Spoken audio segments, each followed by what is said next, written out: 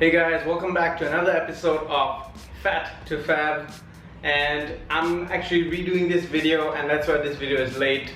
I wasn't really happy with the video I made the first time around. I wasn't really proud of it, so I didn't want to put a product or a video out that I wasn't proud of, and so I'm redoing the video again, and let's get started. Okay, so first thing, my stats. The stats for this week are 15.2% body fat and 76.8 kgs. So that's down like 200 grams from the previous week of 77 kg after I got back from Krabi and all that crazy eating and etc. If you notice, the body fat has not actually dropped. And I'm not really that thrilled about that. And I have a few ideas for why the body fat is not dropping, and I'm going to work on it, and I'll get back to you guys when I've got my results. When my body fat percentage wasn't dropping, I went back to the calculator and I started playing around with the numbers to see how much of a drop of each of the measurements would change the body fat percentage, and I found that only one of those three measurements really affects the body fat percentage number. So I went to find a new calculator and I found one, and this has got 10 measurements compared to this one that has 3 measurements, and actually only one really has an effect on the body fat percentage. So now with this new body fat calculator, my body fat percentage is 17.5%. So now this is a little bit shocking maybe to some people, but from my body, just looking at my body, I knew that my body fat percentage was nowhere near 15. It was probably 16, even 17, and this just proves me right. The new body fat calculator that I'm using will be down in a link. The link will be down in the description, and if you guys want to just test it out, try it out, go ahead. I just want to use the simplest measuring tape. So with this measuring tape, I have dropped, even though my body fat percentage didn't drop, my waist dropped by 1 cm. And that's why, again, I'm becoming like an old tape recorder. You gotta track your results. You gotta track everything so that when you see even the smallest bit of results, you know you're doing the right thing. Okay, now let's get started with the real video. How to work out based on your body type and your gender. Okay, so first thing, there are generally 2 workout methods. One is for size and the other is for strength. I don't know what to do for strength. How this works is, with strength you gain strength first and quicker, and then size comes with time. With training for size is different, it's the opposite. When you train for size, the size comes first, and then the strength comes slowly, gradually. This is why there are some people who look really big and really muscular, but they're just as strong as another guy who looks relatively small as compared to the big guy. So really the first thing you gotta do is decide what your goal is. Are you going for size? Are you going for strength? Once you decide your goal, then you have a better idea of what you want, which way to train. So assuming you have an ideal size and ideal strength in your mind, I would suggest that regardless of your body type or gender, you start with hypertrophy or size training first.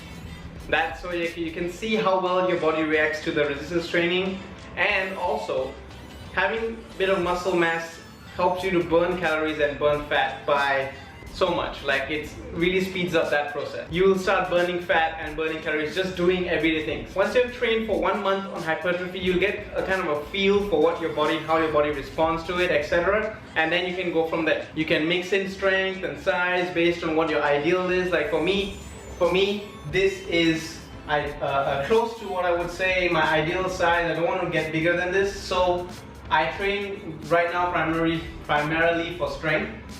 And some parts like my upper chest or my calves, etc., those are the places where I train for a little bit more size.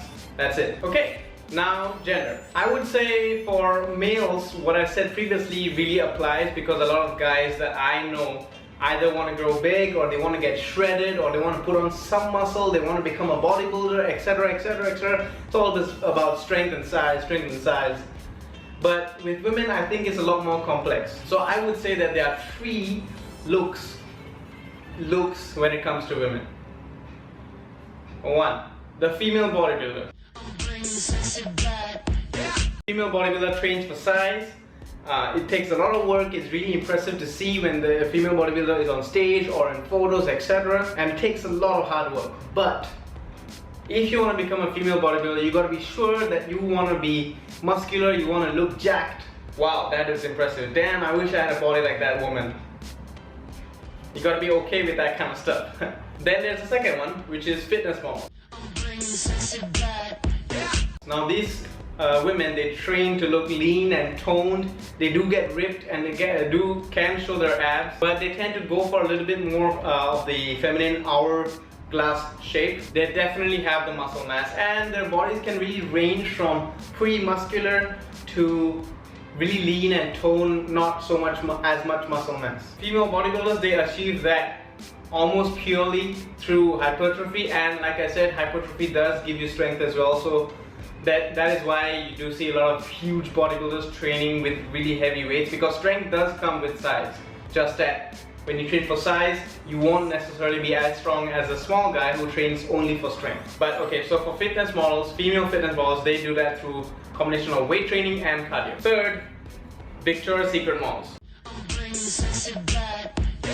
Now I say Victoria's Secret models because I think that most people would be familiar with Victoria's Secret.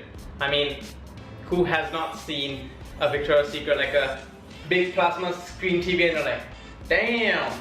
No, I wasn't looking at that. So the way these models, they work out, if they need to, they generally do very little weight training. They focus more on body weight training, more cardio, Pilates, yoga, that sort of thing. Stuff that really brings out the subtle muscle tone, not really in your face and like yeah, not that kind of stuff. So in summary, if you're an ectomorph and woman, you can start training for size because you won't really put on muscle so much, but pay attention to your body and if need be, tailor your regime. If you're a mesomorph or endomorph and a woman, then train hypertrophy first, see how your body reacts to it, and then you want to tailor your regime to like yoga, cardio, Pilates, because if you want, depending on what look. Okay, here's a tip. If you're just starting out, train your full body. Don't start training, okay, I'm just going to do arms today, okay, just shoulders today, okay, just chest today. Your body, I personally feel that your body wouldn't be ready for that. You need to start with the full body workout so that your mind to muscle connection is better and your body starts working and building muscle everywhere, and I feel that will give you much faster results. Later on, as you get more advanced, then you go down to the smaller stuff. That's awesome. Okay, for more information, just go online, guys. You can find a lot of information. There's a few websites will be simplyshredder.com, trimandfit.com, bodybuilday.com, and a really easy way to tell if it's strength training would be 1 to 6 reps would be strength, and 8 to 12 reps would be for size. So that's it, guys. I hope this video helped you. If it did, please give me a like down below so I'll know. Subscribe, like, share, comment, and I'll see you guys in the next video. See ya.